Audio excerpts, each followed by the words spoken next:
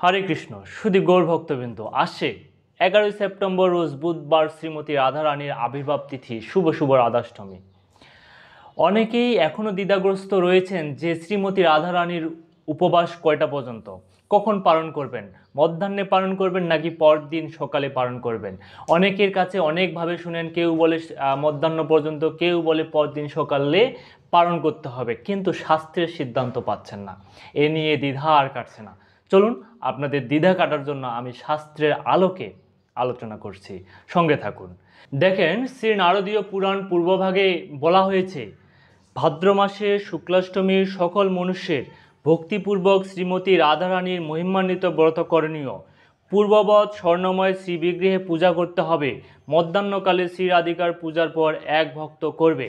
শুধু গৌর ভক্তবিন্দু, অনুবাদে স্পষ্টভাবে বলে দেওয়া হয়েছে যে শ্রীমতী রাধারানীর উপবাস মধ্যাহ্ন পর্যন্ত করতে হবে এবং তার অভিষেক করার পরপরই আপনাদেরকে এক ভক্ত গ্রহণ করতে হবে।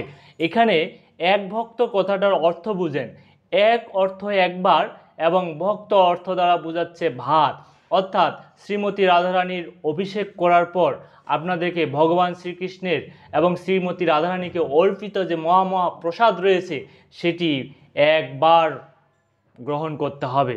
শুধু গৌর ভক্তবিন্দু, অনেকে ভাবছেন তবে কি পরদিন যে পালনের নির্দেশ দেওয়া আছে সেটি কি মিথ্যে? না, সেটিও সত্যি, সেটিও শাস্ত্রের বিধান রয়েছে। শাস্ত্রে বলা হচ্ছে, শ্রী নারদীয় পুরাণের পূর্বভাগেই বলা হচ্ছে যে শক্ত ভক্ত সম্পূর্ণ উপবাসপূর্বক পরদিন বিধিপূর্বক সুবাসিনী অর্থাৎ সুলক্ষণা সতী নারী তথা ব্রহ্মচারিণী বৈষ্ণবীদের ভোজন করাবেন। অতঃপর শ্রী গুরুদেবকে শ্রী বিগ্রহটি দান করে ব্রত সমাপন পূর্বক আহার করা উচিত। তো আমরা এখানে শাস্ত্রের সিদ্ধান্ত অনুযায়ী দেখছি, যারা শক্ত ভক্ত কারা?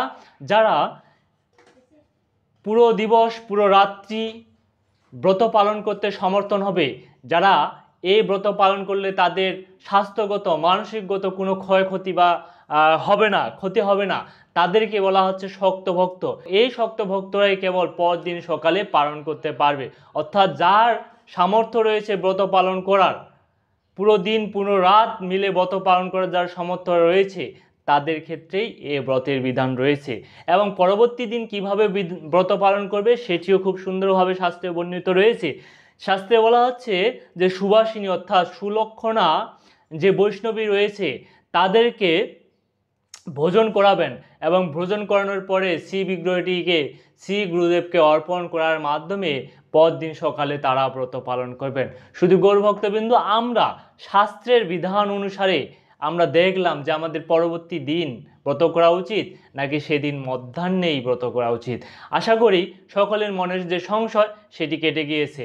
ধন্যবাদ সকলকে। হরে কৃষ্ণ। দণ্ডবত প্রণাম সকলকেই। অগ্রিম রাধাষ্টমীর শুভেচ্ছা। হরে কৃষ্ণ।